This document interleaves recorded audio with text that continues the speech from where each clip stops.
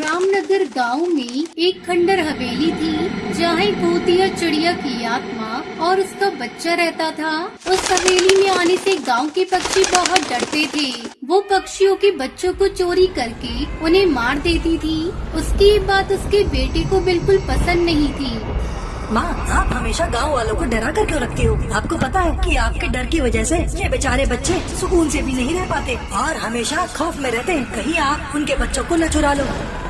अरे पागल, तुझे क्या पता कि कितना मजा आता है इन्हें डराने में, और हमारा काम ही है डराना, नहीं तो हम भूत नहीं बनते। और बेटा, ये बात जरूर याद रखी, भूतिया चिड़िया की आत्मा कभी अच्छी नहीं होती। ये कहकर वो वहाँ से गायब हो जाती है। लेकिन उसके बेटे का स्वभाव काफी प्यारा था। वो किसी को भी दुखी नहीं देख सकता था। वहीं एक दिन देर रात भटकते भटकते गांव में रहने वाली टुनटुनी चिड़िया खेलती हवेली में घुस जाती है। भूतिया टुनी चिड़िया की आत्मा उसको देखकर बहुत खुश होती है। आज तो मजा ही आ गया। आज तो शिकार खुद अपने पैरों पर चलकर हमारे पास आया है। भूतिया चिड़िया की आत्मा टुनटुनी को डराने लगती है, जिससे वो चिल्लाती है। देखो भूतिया चिड़िया की आत्मा, मैं यहाँ गलती से आ गई, मुझे छोड़ दो, घर जाने दो। मेरी माँ मेरा इंतजार कर रही होगी। अगर मैं घर नहीं पहुँची तो वो बहुत परेशान होंगी। अरे तू कितना भी मेरे सामने गिड़गिड़ा ले, मैं तुझे नहीं छोड़ूंगी और तेरा सारा खून आज ही पी जाऊंगी। इतने में भूतिया टुनी चिड़िया की आत्मा का बेटा वहाँ आ जाता है और वो सब कुछ समझ जाता है। माँ, इसे जाने दो, ये तो बहुत छोटी है और आप इसके साथ ऐसा क्यों कर रही हो? अरे भीगे बिल्ले, तू चुप रहे, तुझे कुछ नहीं पता। आज तो मैं इसका खून पीकर ही रहूंगी। तू यहाँ से भाग जा। नहीं माँ, मैं यहाँ से तब तक नहीं जाऊँगा जब तक आप इसको छोड़ नहीं देती। भूतिया चिड़िया की आत्मा उसकी एक नहीं सुनती। इतने में हवेली के बाहर से शोर आने लगता है।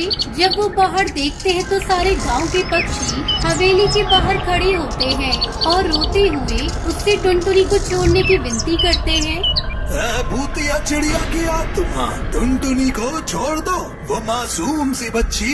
ना जाने तूने अब तक इस गांव के कितने बच्चों को चुराकर उन्हें मौत के घाट उतार दिया, लेकिन बस कर, अपना ये मौत का खेल बस कर। ये सुनकर भूतिया टुनी चिड़िया की आत्मा का बेटा अपनी माँ से कहता है, माँ, हम जो भी कर रहे हैं वो गलत है, हमें इस चिड़िया को जाने देना चाहिए। और ये तो देखो कि गाँव वाले कितने परेशान हैं, हमें इन्हें और परेशान नहीं करना चाहिए। अरे इतनी मुश्किल से कोई शिकार हमारे हाथ लगा है, मैं अब ये मौका अपने हाथ से नहीं जाने देना चाहती। यही मौका है हमारे पास की पूरे गांव को हम अपनी मुट्ठी में कर सके। ठीक है माँ, अगर आप इस चिड़िया को नहीं छोड़ सकती तो मैं अपने आप को इस गांव वालों को सौंप दूंगा। ये सुनकर वो घबरा जाती है और कहती है, नहीं बेटा, अभी तो तू शक्तिशाली भी नहीं हुआ, और अगर तू गांव वालों के बीच जाएगा तो वो तुझे चोट पहुंचा सकते हैं। अरे पगले, तू इस चिड़िया को बचाने की कोशिश क्यों कर रहा है? बेटा, तू तो जानता ही है ना कि मैं तेरे बिना बिल्कुल भी नहीं रह सकती।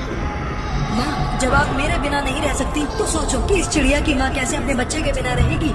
भूतिया टुनी चिड़िया की आत्मा को अपनी गलती का एहसास हो जाता है और उसे अपने बेटे की बात समझ में आ जाती है। हाँ हाँ बेटा, मुझे माफ कर दे, मुझे तेरी बात समझ में आ गई है। मैं इस चिड़िया को छोड़ने के लिए तैयार हूँ और गांव वालों से माफी मांगने के लिए भी तैयार हूँ। ये सुनकर उसका बच्चा खुश होता है और अपनी माँ के गले लग जाता है। दोनों मिलकर टुनटुनी चिड़िया को गांव वालों के पास छोड़ आते हैं और भूतिया टुनी चिड़िया की आत्मा उनसे अपनी की हुई गलती की माफी मांगती है और उस हवेली को हमेशा के लिए छोड़कर चली जाती है।